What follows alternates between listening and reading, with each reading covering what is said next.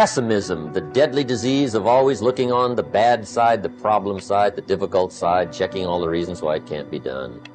The poor pessimist leads an ugly life. To the pessimist, the glass is always half empty.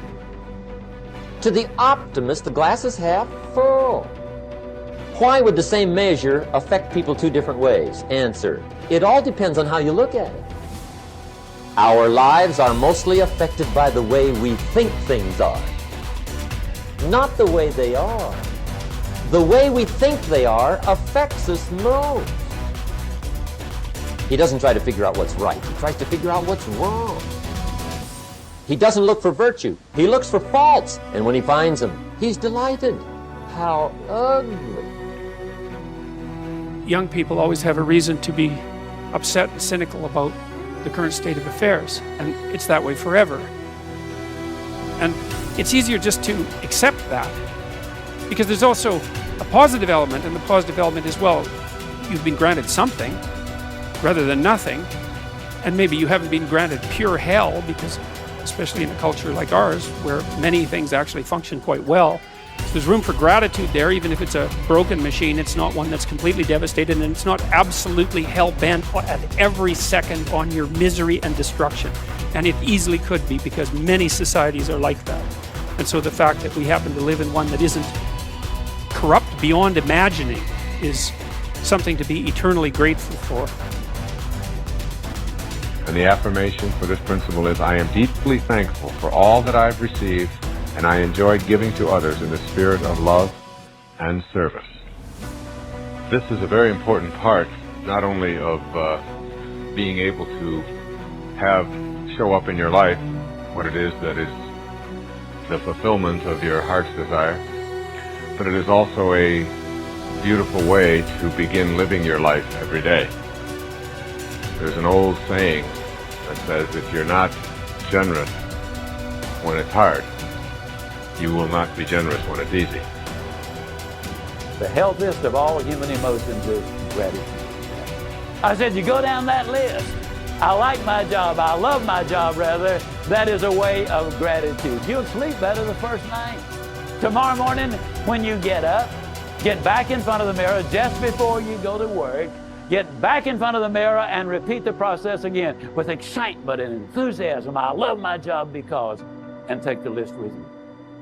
Because the reality is, you see, you will have started to change from a fault finder to a good finder. Every achievement in the world was first initiated as a creative idea. First the idea, then faith in it, then the means of implementing the idea. That is the way success proceeds. Here is the idea. What is your present trouble? Your trouble is that you lack everything, don't you? You lack money, you lack subscribers, you lack equipment, you lack courage. And why do you suppose you lack everything? Why, simply because you're only thinking about what you lack.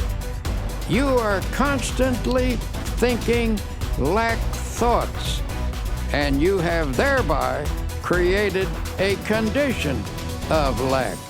If you constantly think about what you don't have, you keep creating the conditions that keep you in this state.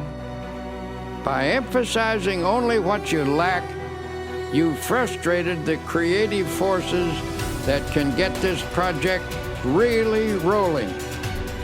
From the standpoint of doing a lot, you've been working very hard. But you fail to do the one all-important thing that will lend power to all your other efforts. You have not employed positive thinking. To correct the situation, to reverse the mental process, and begin to think, instead of lack, to think prosperity, achievement, and success. Don't hold on to the mental pictures of difficulties and failures. Lift your mind above them and visualize instead powers and achievements.